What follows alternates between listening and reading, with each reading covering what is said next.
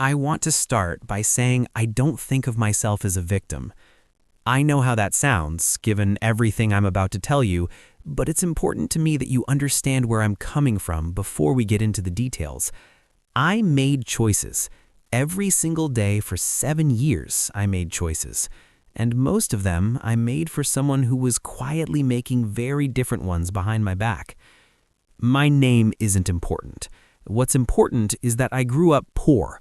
Not picturesque poor, not quirky indie film poor. Genuinely, structurally, generationally poor. My dad worked at a tire shop until his back gave out, and then he worked the register at a gas station until that closed, and then he just kind of stopped working. My mom cleaned houses. She still does, actually. She's 67 years old, and she still drives her '09 Civic to other people's homes 3 days a week and scrubs their bathrooms. I used to think that was sad. Now I think it might be the most dignified thing I've ever witnessed. So when I tell you that I understood what it meant to work hard, I need you to believe me. It wasn't a personality trait I developed. It was survival instinct that got rewired into identity. I worked my first job at 14, bagging groceries. By the time I was 19, I was doing that plus a warehouse shift on weekends. Money was never something that came easily, but it was something I understood. The equation of it. You trade time for it. You protect it. You build with it slowly, the way you'd stack bricks on wet ground, carefully, one at a time. I met Daria when I was 26. She was 24. We were at a mutual friend's birthday party in Columbus, Ohio, and she laughed at something I said. Genuinely laughed, not the polite kind. And I thought, I want to be around that laugh for as long as possible. She was beautiful in a way that made me nervous, and funny in a way that made me forget to be nervous. She'd grown up differently than I had. Her family wasn't wealthy exactly, but they were comfortable. Her dad was an insurance adjuster. Her mom did something in HR. They had a house with a finished basement and took vacations to Florida every Easter. She thought this was completely normal. I thought it sounded like a movie. We dated for 2 years. They were good years. She worked as a dental receptionist, and I was doing logistics coordination for a mid-sized manufacturing company. I wasn't making great money, but it was steady, and I was saving aggressively, the way I always had. I had a savings account with about $18,000 in it by the time I proposed, which to me felt like genuine wealth, like proof that the equation worked if you just kept feeding it. She said yes. We got married in her parents' backyard in June. It cost about $7,000, which I paid for mostly out of pocket. Her parents contributed $1,500. I didn't say anything about the imbalance because I didn't think it was the time. And honestly, I was so happy that day that money felt like the least interesting thing in the world. Then we bought a house. This is where I have to be honest about something. The house was her idea, and I went along with it faster than I should have. We were approved for a mortgage on a $240,000 home in a suburb outside Columbus. It wasn't extravagant, but it was more than I was comfortable with. I'd done the math, and with both our incomes, we could make it work, but barely. There wasn't much room for error. She quit her job 4 months after we moved in. I want to be fair here. She quit because she said the commute was too long and the new office environment was stressful, and we had talked, in broad terms, about her maybe going back to school for dental hygiene. That seemed reasonable. I said okay. I adjusted the budget in my head, tightened some things, and told myself it was temporary. This is the part where, looking back, I can see the first brick being placed. Not by her, maybe, but by me, by my willingness to absorb without discussing. She didn't go back to school. What she did do, for the next several months, was redecorate the house. I noticed the purchases, but didn't track them. New throw pillows, a rug, some kind of feature wall in the living room, a set of ceramic pots for the kitchen. Each thing individually wasn't outrageous. Collectively, I would later learn, that first year cost somewhere in the range of $14,000. But I didn't know that then. I was working, the way I always worked, head down, moving forward. By year 2 of the marriage, I picked up a second job.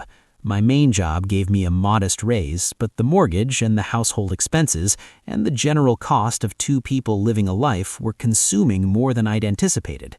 I started doing weekend shifts at a Home Depot. It was humbling in a specific way, quiet way. I had a salaried job with a title, and on Saturdays I was restocking lumber and answering questions about grout. But I didn't complain. I was raised to not complain about work. Work was good. Work was the answer. Daria's mood shifted around this time. She became restless. She talked a lot about feeling unfulfilled, about wanting more out of life, about friends who were traveling or starting businesses or renovating lake houses. I listened. I tried to be present.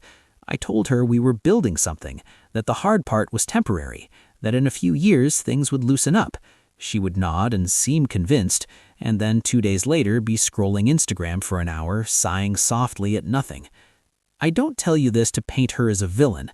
I tell you this because I think it's important context for what she did next and what she did for the next 5 years after that.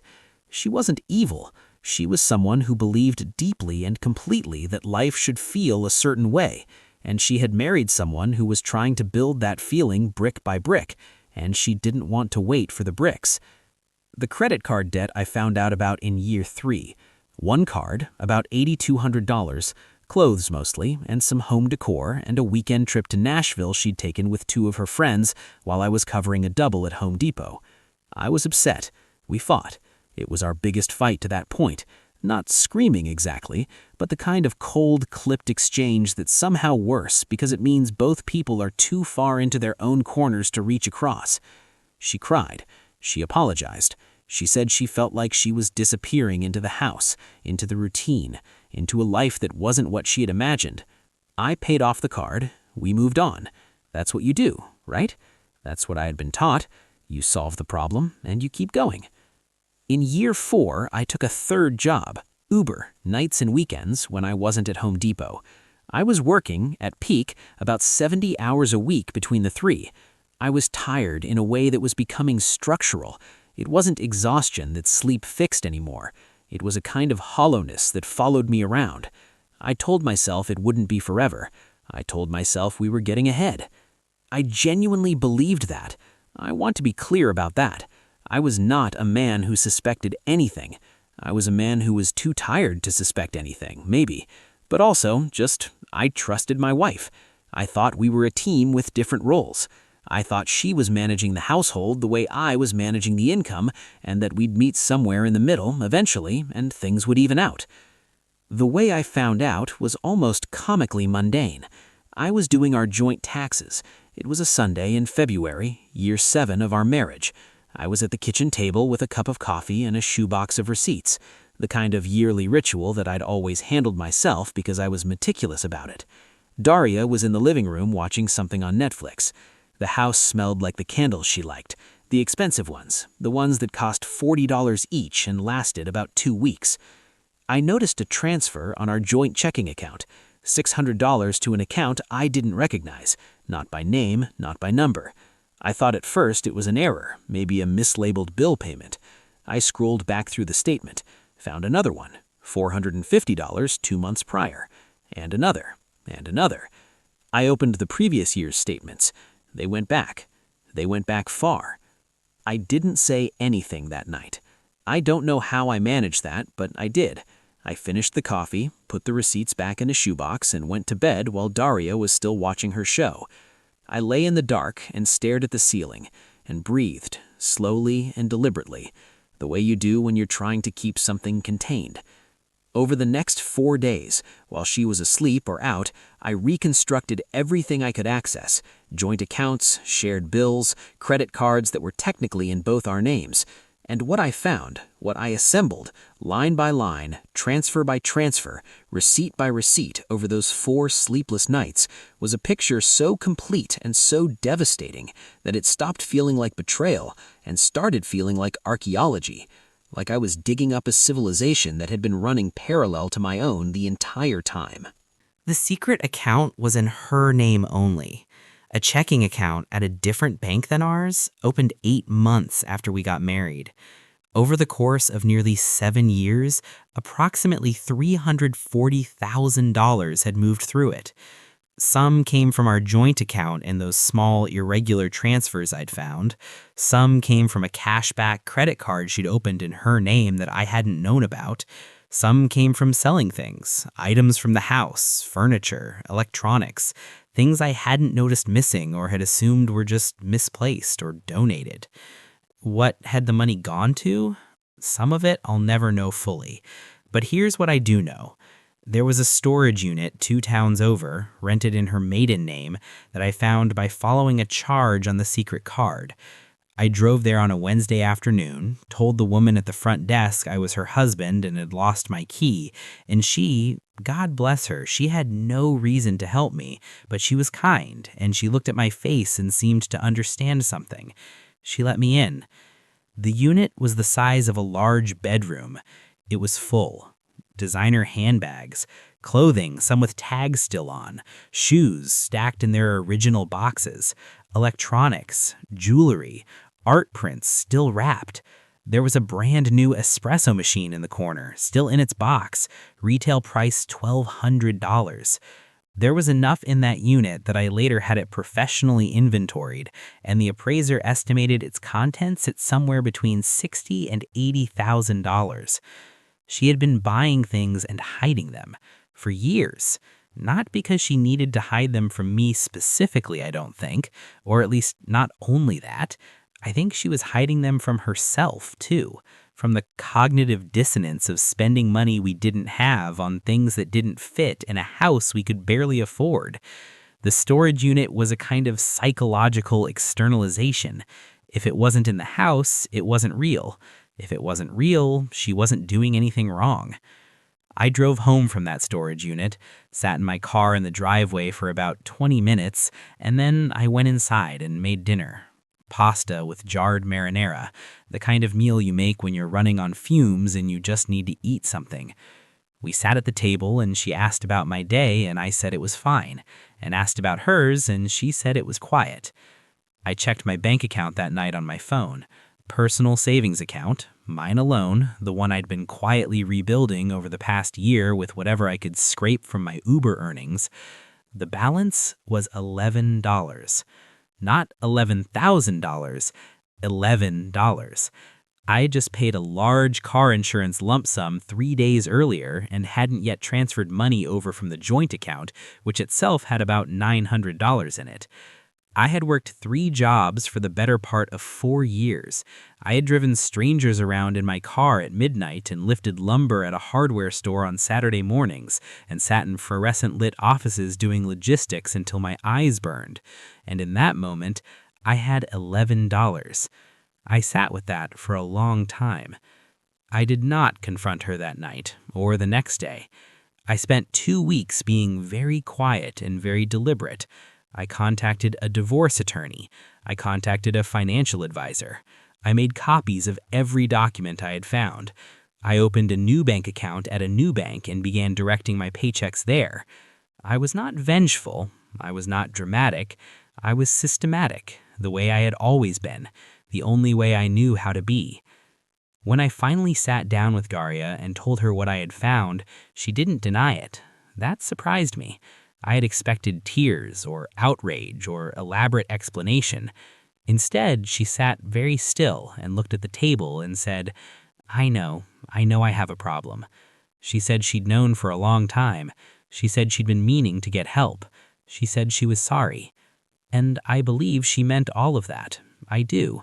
I believe she is a person with a real compulsive behavior that she didn't fully understand and couldn't fully control, and that at least part of what happened was illness and not malice. That doesn't change the math. It doesn't change the 7 years, or the 3 jobs, or the $11, or the storage unit full of $1,200 espresso machines. I moved out in April. I took my clothes, my grandmother's quilt, my shoebox of tax documents, and my laptop. The furniture was hers, technically. She'd bought most of it after all. The divorce was finalized 9 months later. We didn't fight about much, which sounds strange, but makes sense when you think about it. There was nothing left to fight over. Here's what I want to tell you about the year after I left. I moved into a studio apartment that cost $725 a month. I kept the logistics job and dropped the other two. I had, by the time the divorce was finalized, saved $4,200 in my new account. Not much, but mine. Fully, completely mine. Untouched, unshared, unspent on someone else's secret life. I made a budget the way I had at 19, from scratch, with a legal pad and a pen. I cooked at home, I bought my clothes at thrift stores, I went on exactly 0 vacations, and I did something I hadn't done in years. I slept. Full nights without an alarm set for a 4 a.m. Uber shift, without the low-grade anxiety of a household I couldn't control. I slept, and I read books, and on Sunday mornings I drove to my mom's house and ate breakfast with her and told her things were fine. She asked once if I was really okay. I told her I was starting to be. She reached across the table and squeezed my hand and said, "You were always going to be okay. I raised you for it." I cried in the car on the way home, the good kind of crying. I'm telling you this story not because I need you to be angry at Daria. I'm not, really. Not anymore. Anger takes energy I've learned to spend differently.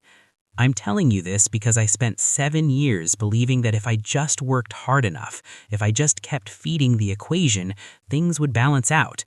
And what I learned, what I had to learn the hard way, in a driveway at night with my phone showing $11, is that the equation only works if you're doing the math together.